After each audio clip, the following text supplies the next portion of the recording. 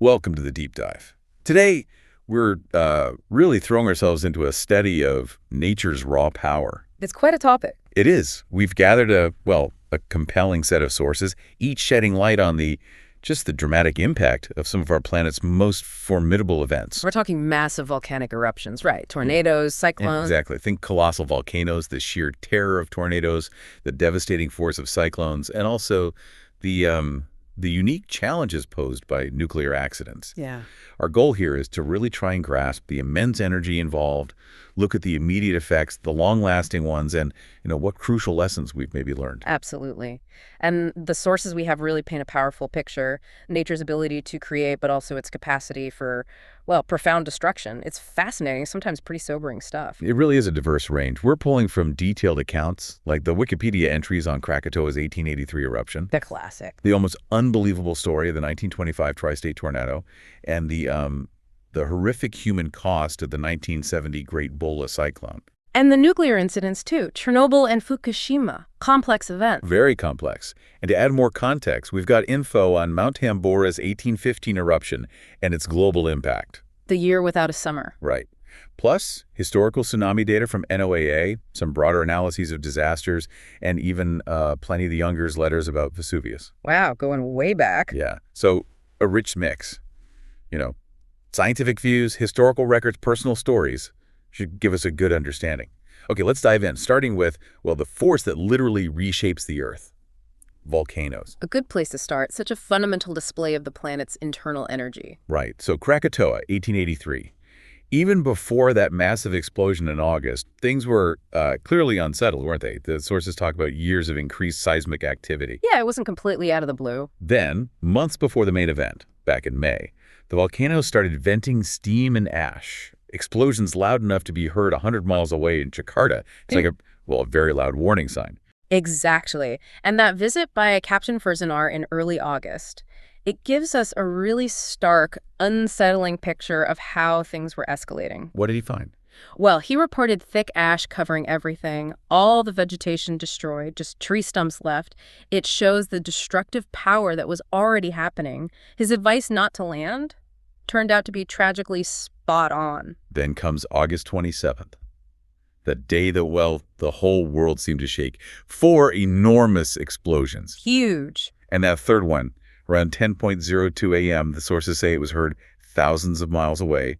Perth, Australia, Mauritius. People thought it was distant cannon fire. It's often called the loudest sound in recorded history, something like an estimated 180 decibels, even 100 miles away. Just astonishing. And here's where it gets really wild for me. That pressure wave, it didn't just dissipate, it traveled around the entire globe multiple times. Yeah, that's what's so fascinating, that global reach. Barographs, instruments measuring air pressure, they registered that wave worldwide, not just once, but several times over the next few days. How many times? It effectively circled the Earth 3.5 times, which just illustrates, these kinds of events aren't just local. They release energy on a planetary scale, affecting the atmosphere way beyond the disaster zone itself. And that energy didn't stop with the air, did it?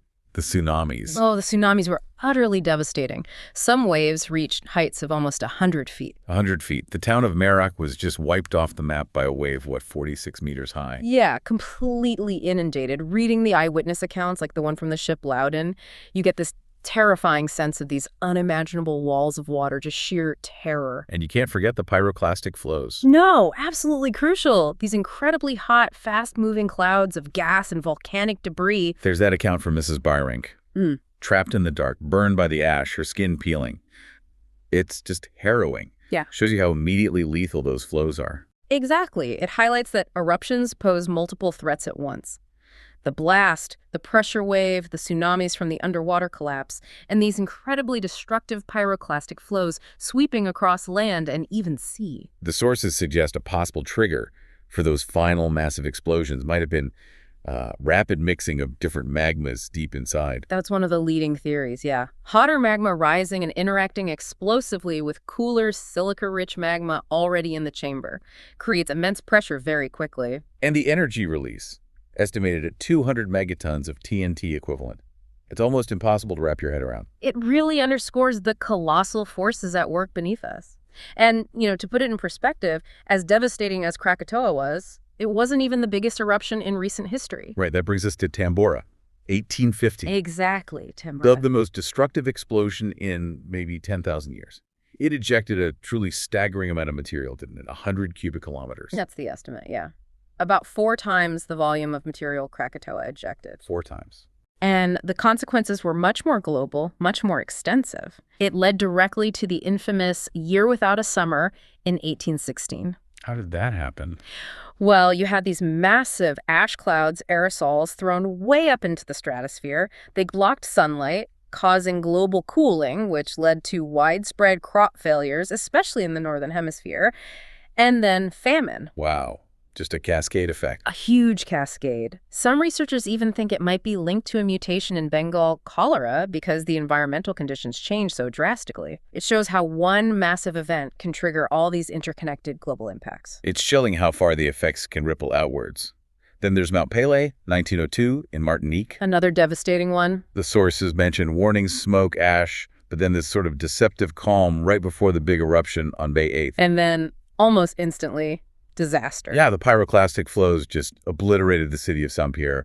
Killed, what, 70,000 people almost immediately? An estimated 30,000, actually, but still horrific. Wiped out the entire city except for a couple of survivors. 30,000, okay. Still devastating. And the text makes an interesting connection back to Tambora's Year Without a Summer, suggesting lingering climate effects decades later. How would that work? That connection's interesting. It probably refers more to the idea that large eruptions can have long-term climate effects like Tambora did. Tambora's massive aerosol injection into the stratosphere definitely had a prolonged impact on global climate patterns for years. Pelé's immediate impact was more localized, though utterly catastrophic for Saint-Pierre. Got it. And we can't talk volcanoes without Vesuvius, 79 AD. Pliny the Under's letters are just incredible first-hand accounts. They really are so valuable. He describes that initial towering ash column like a pine tree, then the rain of ash and pumice burying Pompeii. But it was the later pyroclastic flows that were the real killers, right? Super fast, super hot. Exactly. That's what ultimately sealed the fate of Pompeii and Herculaneum. What stands out most to me in Pliny's writing is that human perspective. You see the curiosity turned to fear, the chaos, the attempts to escape. The sheer helplessness against nature's power. Yeah, it reminds you, these aren't just geological events, they're human tragedies. Absolutely. So looking at these volcanoes together, what are the big takeaways? Immediate, brutal destruction, obviously. Loss of life, landscapes obliterated. Definitely. But also those far-reaching atmospheric effects. Pressure waves circling the globe, potential for global cooling, altered weather, those amazing sunsets Turner painted after Tambora. Right. And the secondary disasters too, tsunamis from Krakatoa, the potential links to famine and disease after Tambora. It's a whole complex web of effects. Precisely. Okay, so shifting gears now from the Earth's fiery depths to the swirling violence of the atmosphere. Tornadoes. Specifically, the 1925 tri-state tornado. What made that one so exceptional? Well, the tri-state tornado was just an outlier in pretty much every way. Its longevity, the sheer distance it covered, the intensity, the devastation. It wasn't just a powerful tornado, it was like an atmospheric monster. The conditions sound like a perfect storm, literally. Warm, moist air from the Gulf colliding with a strong cold front. Exactly. That clash spawned this incredibly powerful supercell thunderstorm that just kept going, carving this unbelievably long track over 200 miles across Missouri, Illinois, and Indiana. The list of towns hit is just heartbreaking. Annapolis, Ledana, Murfreesboro, DeSoto, West Frankfort. Just decimated one after another. The length of that track and the fact that it stayed so intense for so long, it's almost hard to fathom. And the details of the damage really underscore the power. 90% of Annapolis leveled. That's total destruction. Yeah. Reports of the ground being scoured out here, Sedgwickville, that takes incredible force. And, stories of iron sheets carried 50 miles, a railroad trestle torn apart, train tracks ripped from the ground in West Frankfort. Yeah. That suggests a vortex of almost unimaginable power concentrated in one place. And the human cost, nearly 700 people killed. Yeah. By far the deadliest tornado in U.S. history. It's just staggering. What does an event like that tell us about the upper limits of atmospheric power in a localized area? It shows the almost unbelievable energy that can be focused within a relatively small zone during these extreme weather events. While eruptions like Krakatoa or Tambora have maybe broader global impacts, a tornado like this demonstrates the sheer, brutal intensity of localized atmospheric forces and our vulnerability to them even today. A terrifying thought. Okay, let's shift again to another water-related threat, cyclones and storm surges, particularly the 1970 Great Bhola Cyclone in Bangladesh. Ah, yes, a truly catastrophic event. The sources emphasize how geographically vulnerable that region is.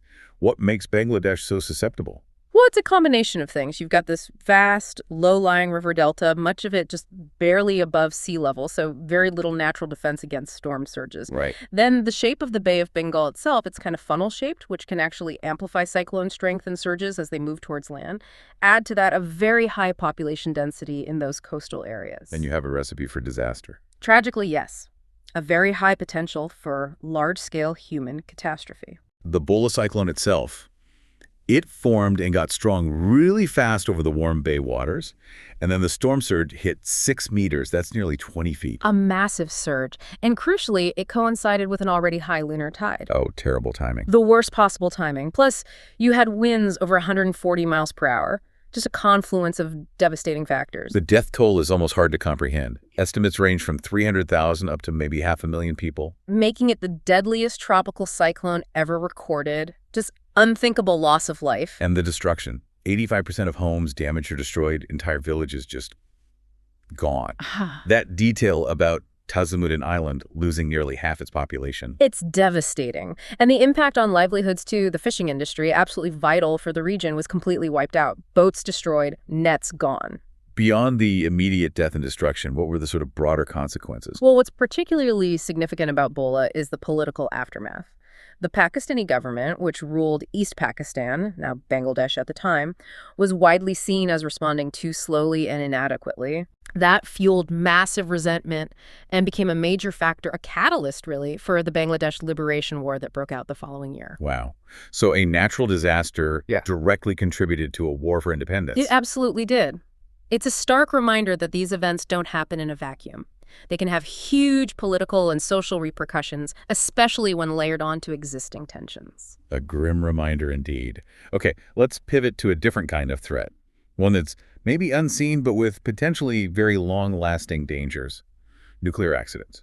Starting with Chernobyl, 1986. Right. Chernobyl. What were the main causes behind that disaster? Chernobyl was really a perfect storm of bad factors. You had a fundamentally flawed reactor designed the RBMK type. What was wrong with it? It had something called a positive void coefficient, which basically means under certain conditions, if steam bubbles formed in the cooling water, instead of the nuclear reaction slowing down like it should, it could actually speed up dangerously. Good. Definitely not good. Combine that inherent design flaw with serious operational errors, operators violating safety protocols during a really poorly planned safety test, and you had the conditions for catastrophe. And the result was that steam explosion, the fire, releasing a huge amount of radioactive material across Europe. At least 5% of the reactor core material was released, yeah. Spread by wind over vast areas. The immediate deaths, the plant workers, the firefighters who suffered acute radiation syndrome, those were tragic and well documented. But the long-term health effects seem more, well, debated or studied. The UN report you mentioned suggested an increase in thyroid cancers, but maybe not a major public health impact otherwise. How do we square that with the fear that still surrounds Chernobyl? That's a really important point. There was a clear and significant increase in thyroid cancer, especially among those who were children at the time, linked directly to radioactive iodine exposure. That's well established. But for other cancers or hereditary effects in the general population across Europe, the scientific consensus, reflected in the UNSCR reports, is that there hasn't been a detectable increase attributable to Chernobyl radiation. However, and this is crucial, the psychological and social impacts have been immense. Like the evacuations? Exactly. 350,000 people evacuated, displaced from their homes. The fear of contamination, the stigma, the economic disruption, the stress. These have had profound, long-lasting effects on people's well-being, even if the direct radiation health impact on the wider population wasn't as catastrophic as initially feared. The impact goes way beyond just the radiation dose statistics. That RBMK reactor design, the positive void coefficient. Can you explain that a bit more simply? Why was it so bad? Sure. In most reactors, if the water coolant gets too hot and turns to steam, that steam is less effective at moderating the nuclear reaction, so the reaction naturally slows down. It's a built-in safety feature. But in the RBMK, especially at low power levels like during that test, the physics were different. More steam bubbles meant the reaction could actually increase. So, trying to reduce power could paradoxically lead to a sudden uncontrollable power surge, a dangerous positive feedback loop. Wow. That seems like a fundamental design issue. It was, and it was a major factor in the accident. It's somewhat reassuring, though, that Chernobyl led to major international collaboration, safety improvements for similar reactors, and eventually that big new safe confinement structure over the old sarcophagus. Absolutely. Chernobyl was a massive wake-up call for the entire global nuclear industry. It forced major changes in safety standards, design reviews, international cooperation, and a much bigger focus on safety culture, the human element of operating these plants safely. The new structure is a huge engineering feat, designed to contain the site for the next century. Okay, then we have Fukushima Daiichi in 2011. A very different trigger, right? An external event. Completely different trigger, yes. It started with that massive magnitude 9 earthquake offshore. And the reactors actually withstood the earthquake itself, didn't they? They did. The reactors automatically shut down as designed when the earthquake hit. The problem was what came next. The tsunami. The absolutely enormous tsunami, about 15 meters or nearly 50 feet high, at the plant site. It just overwhelmed the plant's sea defenses, flooded the site, and critically knocked out the emergency diesel generators needed to power the cooling systems for the shutdown reactors. So loss of power, loss of cooling. Led to overheating, hydrogen explosions, and ultimately core meltdowns in 3 of the reactors. And significant radioactive releases, hence the level 7 INES rating, same as Chernobyl, indicating a major accident. What does Fukushima tell us about protecting critical infrastructure from these extreme natural events, even things designed to be robust? Fukushima was a tragic lesson in underestimating potential natural hazards.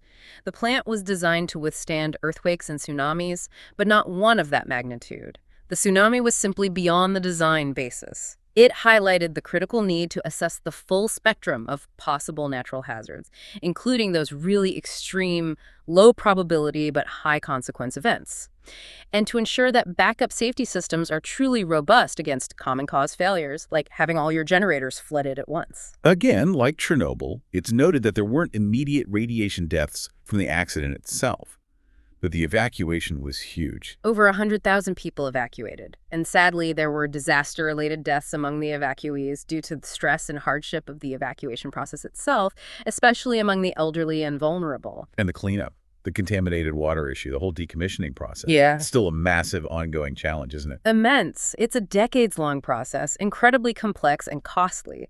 Managing the contaminated water accumulating on site is a major persistent problem they're still grappling with. And the long-term health effects outlook from Fukushima, similar to Chernobyl. Broadly, yes. The UNCR reports looking at Fukushima have concluded that no discernible increase in radiation-related health effects is expected in the general public or workers as a result of the accident.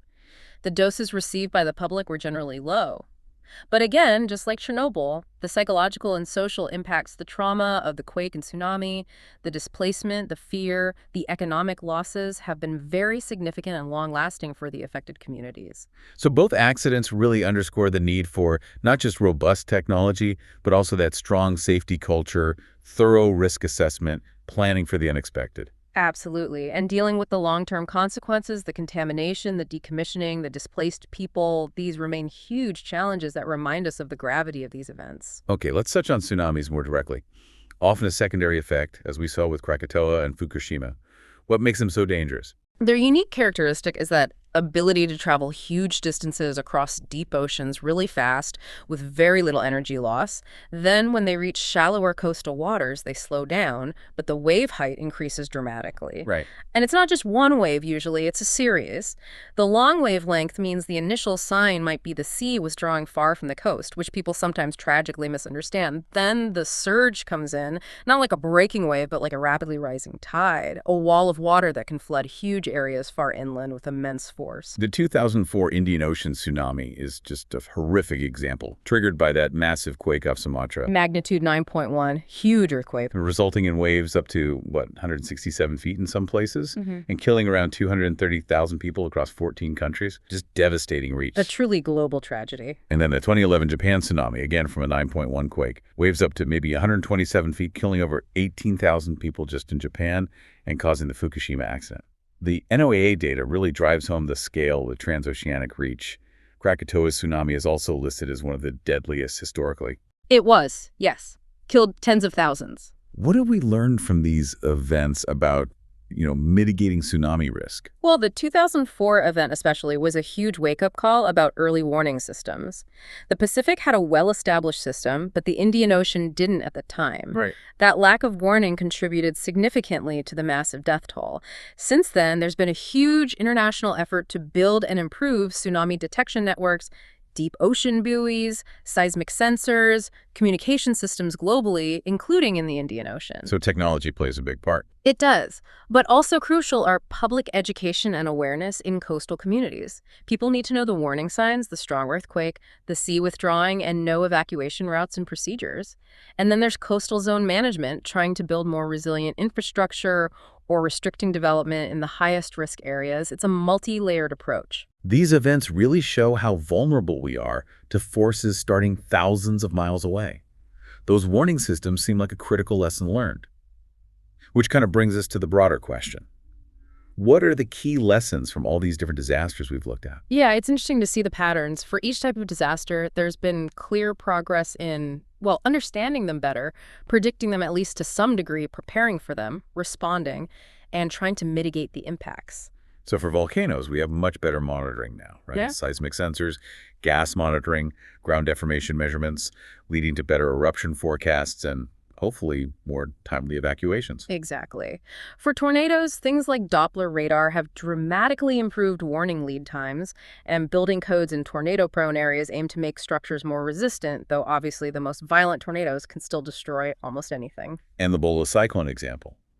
As horrific as it was, it did lead to major improvements in Bangladesh's cyclone warning systems and shelters, right? Which has apparently saved many lives in later cyclones. Definitely. That's a clear case where lessons were learned and applied effectively, demonstrably reducing vulnerability over time. Huge investments in shelters and warning dissemination. And with nuclear accidents. Well, as we discussed, Chernobyl and Fukushima drove massive changes in reactor safety design philosophies, much more focus on passive safety features, international peer reviews, strengthening that safety culture, and improving emergency preparedness and response coordination globally. There's also the ongoing work in managing the long-term aftermath, decontamination, waste management, health monitoring. Right. It's a continuous process of learning and adapting. Yeah. So as we wrap this up, what are the main things you think we should take away from this deep dive? Well, we've journeyed through these just immense natural forces, Right. seen their profound, varied impacts, the localized fury of a tornado, the global reach of a volcanic winter, the persistent challenges from nuclear accidents, the transoceanic threat of tsunamis. Yeah, the sources really show not just the destructive power, but also humanity's ongoing efforts to understand, to survive, and, crucially, to learn from these huge events. And that brings us to maybe a final thought for you, the listener, to consider. Given what seems to be an increasing frequency and intensity of extreme weather potentially linked to climate change, how do these historical lessons we've talked about from all these different types of disasters, how do they inform how we prepare and respond now for the future? That's a really important question. It is. Are the challenges amplified now? Are events becoming more interconnected, more severe? What new strategies do we need? It's not just about looking back at the past. It's really about actively trying to shape a more resilient future on what is clearly a very dynamic and sometimes dangerous planet.